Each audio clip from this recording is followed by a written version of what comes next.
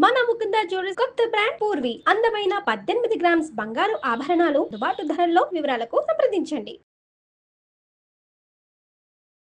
నమస్తే రమగారు. నమస్తే జయ.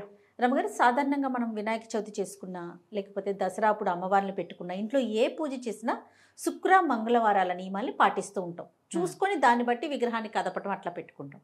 మరి పోలియాల అమావాస్య రోజు పోలి స్వర్గారోహణ చేయించుతాం కదా, మరి అది శుక్రవారం వస్తే చేయొచ్చా? ఇలాంటి ప్రశ్నలు మన వీడియోల కింద కామెంట్స్లో చూశానండి నేను. అందుకే మీ ముందు పెడుతూ ఉన్నాను. ఈ పోలి స్వర్గారోహణ అంటే పోలి స్వర్గారోహణ మనం చేయించలా, ఆవిడకి ఆల్రెడీ స్వర్గారోహణ వెళ్ళిపోయింది. ఇదేంటంటే ఇది శాస్త్రంలో చెప్పబడిన నియమం ప్రకారం నెల రోజులు మనం కార్తీకాన్ని పాటించాం. రోజు దీపం పెట్టాం. అమావాస్యతోటి కార్తీకం పూర్తయింది. తెల్లవారితే పాడ్యమి మార్గశిరం మొదలు. చిట్ట చివరి దీపంగా ఈ పాడ్యమి ఘడియల్లో దీపాన్ని విడిచిపెట్టడం ఒక పద్ధతి. శాస్త్రంలో కూడా చెప్పారు. ఈ పాడ్యమి నాడు పోలిపాడ్యం అని ఇప్పుడు చెప్పుకుంటున్నాం, పేరు ఇప్పుడు పెట్టుకున్నాం మనం. అంతకుముందు అది మార్గశిర శుద్ధ పాడ్యమి. ఇప్పుడు ఈ పోలమ్మ కథలో, పోలి కథలో ఆ అమ్మాయి మార్గశిర శుద్ధ పాడ్యమి నాడు దీపం పెట్టింది అని కదా విన్నాం మనం. అవును. అంటే అప్పటికి అది పోలిపాడ్యమి కాదు. ఆమె ఆ దీపం పెట్టిన నాడు పోలిపాడ్యమి కాదు.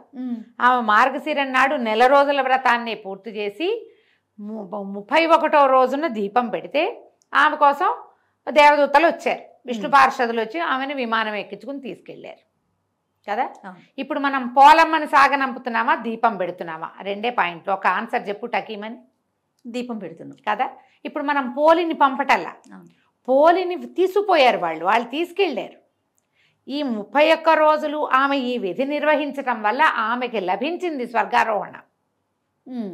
ఇప్పుడు మనమేమనుకున్నాం, పోలమ్మనే మనం సాగనంపుతున్నాం. పోలమ్మని మనం సాగనంపటల్లా, కేవలం దీపం మాత్రమే. దీపాన్ని పంపించి పోలికి ఏది లభించిందో స్వర్గారోహణ, అది మనకి లభించాలని మనం దండం పెట్టుకుంటాం. ఓకే. కాబట్టి పోలమ్మని మన ఇంటి ముత్తైదువుగా భావించి, ఆమెను మన ఇంటి ఆడపిల్లగా భావించి ఆమెను సాగనంపటం అనే భావాల్లోకి వచ్చేసారు క్రమంగా. అలాంటిది కాదు, అది కాదు. అవును, దీపమే. చాలా క్లియర్గా రమ్మగారు, ఎందుకంటే ఆవిడ్ని వాళ్ళు వచ్చి తీసుకెళ్ళారు కదా. అవును, క్లియర్గా ఉంది కదా.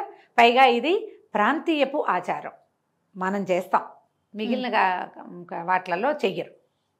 మనకి ఇక్కడ అలవాటు. ఇది శుక్రవారం నాడు అపోలి ఆడపిల్ల లేదా మన ఇంటి కోడలు ఆమెను పంపకూడదు లాంటి భావాల్లోకి వెళ్ళబోకండి. ఇది ఇక్కడ ముఖ్యం ఏంటి, పాడ్యమి ముఖ్యం.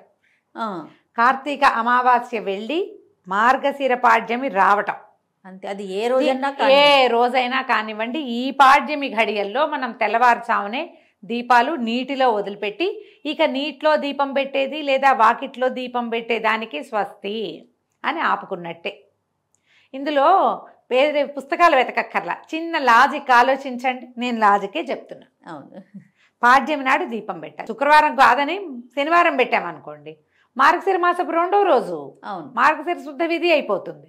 ఎందుకు ఆ పని? అది కాదుగా చెప్పబడింది. అమావాస్య వెళ్ళింది, పాడ్యం వచ్చింది, దీపం అంతే. దానికి మన తిథి నియమమే కానీ వార నియమం లేదు, ఒకటి. రెండోది, ఈ పోలమ్మని ఆవిడే వెళ్ళింది కానీ మనం పంపలేదు. కాబట్టి ఏమీ ఆలోచించకండి, పొద్దున్నే దీపాలని వదిలిపెట్టి దండం పెట్టుకోండి. కార్తీక మాసాన్ని పంపిస్తున్నాం మనం, అంతే. అది కార్తీకం అయిపోయి మార్గశిరం మొదలవగానే పంపేస్తున్నట్టే తప్ప శుక్రవారం మంగళవారం నియమాలు ఇక్కడ మీరు పాటించవలసిన అవసరం లేదు. దండం పెట్టుకుని దీపాలు వదిలిపెట్టండి. ఇందులో ఎన్ని దీపాలు పెట్టాలంటే 1 పెట్టచ్చు, 3 పెట్టచ్చు, 5 పెట్టచ్చు, 9 పెట్టచ్చు. మీరు నీళ్లలో వదలగలిగే మీకు ఎంత అవకాశం ఉంటే అంత. అన్నీ మీకు ఏదైనా ప్రాంతీయ ఆచారం ఉంది, ఇంత పొడుగు అరటి దుప్పలో బోల్డ్ అని చేసి కుదిరితే చెయ్యండి, కుదిరితే చేసుకోండి. ఒక్క దీపం అయినా విడిచిపెట్టండి అమ్మా, చాలు. ఓకే, మీ ఓపిక అంతే. ఒకవేళ మనకి చెరువుకో నదికో వెళ్ళే అవకాశాలు లేవనుకుంటే మన వాకిట్లోనే ఒక టబ్బు పెట్టి టబ్బులో నీరు వదిలిపెట్టండి. నియమం అంటే ఆచారం మనం పాటిస్తున్నాం కాబట్టి అంతే.